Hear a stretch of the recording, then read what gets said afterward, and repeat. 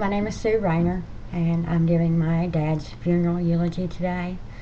Friends, family, acquaintances, we are here gathered today to pay tribute and say our farewells to my dad, Hollis Malone. He was born on August the 15th, 1940, at home in Creelsboro, Kentucky. He weighed in at 13 pounds. My grandmother said she knew from that point on he was going to be trouble. A lot of you remember some of his escapades as a teenager. We're friends with him even. I know that he loved his family. He met my mother in the early 60s in Charlotte, North Carolina. They had 4 children. I am the oldest, as you know, and we lost my sister when she was 3. Watched my dad mourn for many years over that loss. He loved his family.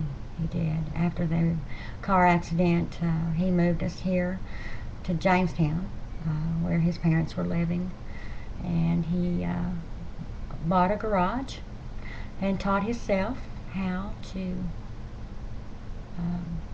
fix cars, paint them, and sell them. My dad was self-educated. He quit school in the 8th grade after going 3 times. My granny always told me the story about how he hated school so much that she would have to drag him to school and take him through the front door to his class, and he would beat her home.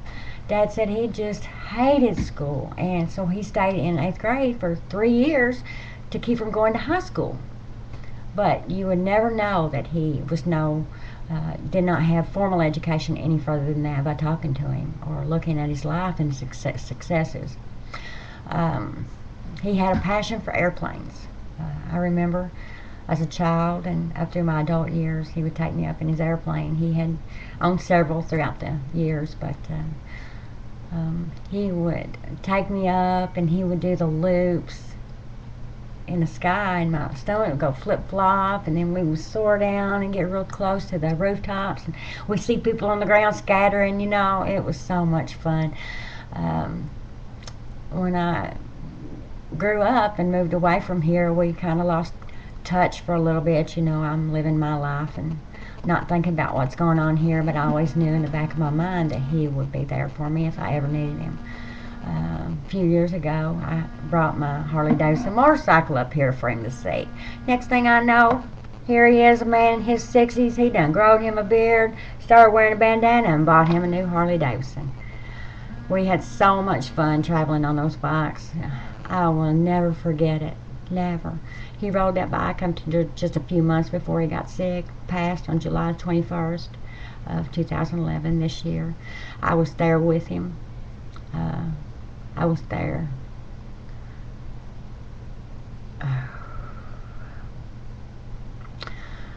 I want to know that I take comfort in knowing that the day before he passed, that he accepted Jesus Christ into his heart, and that his time on earth has ended, but there will be a time that we will meet again. And so, family, friends, everyone, I want you to carry in your heart the memories you have of my dad, and I want you to remember that he's up there watching over us, and he's waiting for us to join him in eternity. Thank you.